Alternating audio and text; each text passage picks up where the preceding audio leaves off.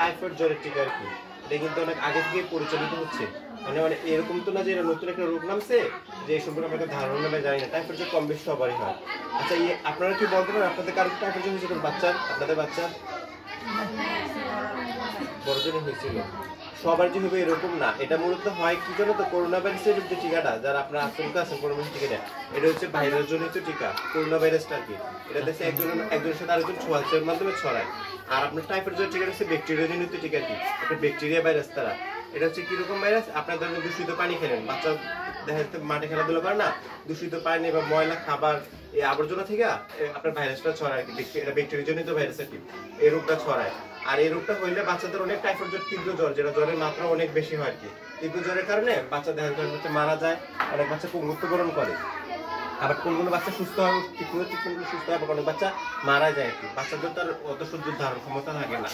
তো এই জন্য সরকার এটা কিন্তু অনেক আগে থেকে টাইফয়েড জ্বর কিনা দেওয়া হইতো আর কি, 2000-2500 টাকা 3টা ডোজ নেওয়া লাগতো। এখন সরকার আপনাদের সবার সুবিধার্থে এটা কিন্তু অনেক 2020 সাল থেকে পরিকল্পনা করছে আর কি, 25 সালে এই ভ্যাকসিনটা নামাবে। আপনাদের সুবিধার্থে এটা বাইরের রাষ্ট্র থেকে আসে আর কি। বিনামূল্যে দেওয়া হচ্ছে টাইফয়েড জ্বর ভ্যাকসিন 9 মাস থেকে 15 বছর পর্যন্ত যত ছেলে মেয়ে আছে সবাইকে।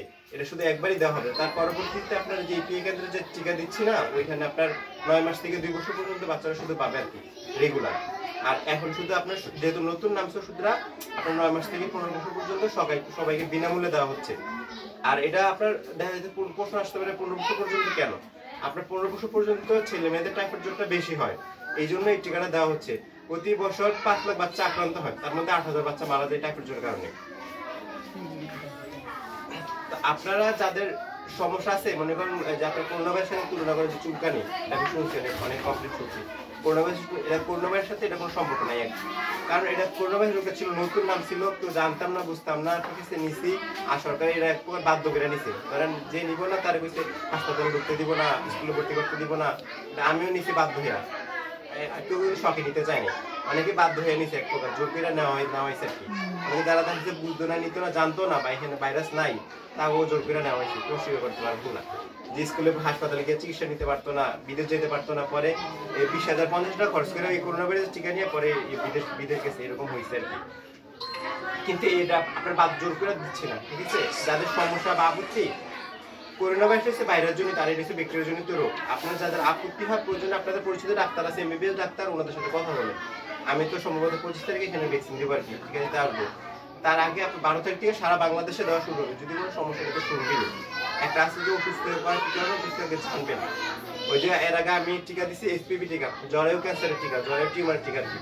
ওটা অনেকে হয়তো ভাবছে যে মুখ পাশে অসুস্থ শুরু করছে, এখানে বাচ্চাদের টিকা দিচ্ছি, সারা বাংলাদেশে দিচ্ছি।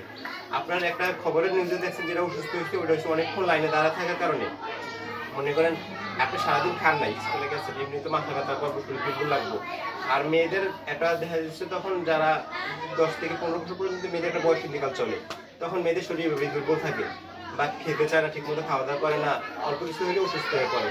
তখন দেখা যাচ্ছে সারাদিন না খায় দাঁড়ায় আছে লাইনে, তো এইভাবে অসুস্থ হয়ে পড়ছে। আর টিকা এইভাবে ইঞ্জেকশন সবাই কম বেশি একটু ভয় পায়, ওই ভয়ের কারণে সবাই অসুস্থ হয়ে পড়ছে।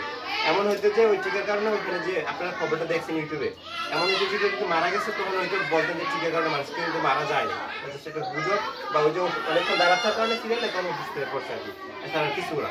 আর সারা বাংলাদেশে কিন্তু এই টিকাটা দেওয়া হয়েছে। আর জ্বরের টিউমারটা আপনার যদি হাসপাতালে খবর নেন, নারী মৃত্যুতে, নারী যতজন নারী ক্যান্সার আক্রান্ত, তার মধ্যে দ্বিতীয় হচ্ছে জ্বরের মুখ ক্যান্সার আর কি, প্রথম হচ্ছে ব্রেস্ট ক্যান্সার, আর দ্বিতীয় হচ্ছে জ্বরের ক্যান্সার টিকাটা। এটা আপনার সারা বাংলাদেশে 1 ডোজ করে দেওয়া হচ্ছে। এই 10 থেকে 15 বছর মেয়েদের যারা নিছিল তাদের পরবর্তীতে আর নেওয়া লাগবে না। আর যারা আক্রান্ত হয়েছে অথবা সমস্যা ডাক্তার কিন্তু তাদের 3 ডোজ প্রেসক্রিপশন করেন, 3 ডোজ নিতে হবে, 3 ডোজের দাম 8,000 টাকার মতো।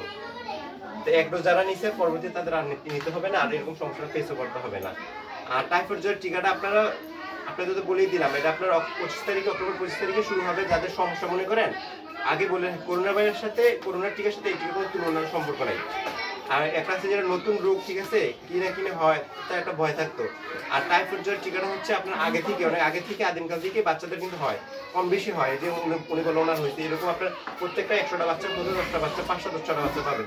আর আপনার বাচ্চার যে হবে এটার কোনো সিউরিটি নেই, আবার হইতো না, এটার কোনো সিউরিটি দিতে পারবেন না।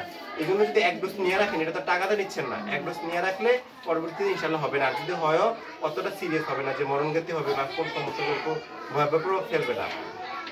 তা আপনাদের কাছে অনুরোধ থাকবো, আপনারা 25 তারিখে সম্ভব 25 তারিখে এখানে টিকা দিতে আসবো প্রতিষ্ঠানে, সবাই নেবেন, আশা করি সবার বাচ্চা নেবেন। আর তার আগে যদি আপনাদের কোনো কনফিউশন হয় বা ভয় থাকে মনে, আপনারা 12 তারিখ থেকে কিন্তু সারা বাংলাদেশে টিকা দেওয়া শুরু হবে।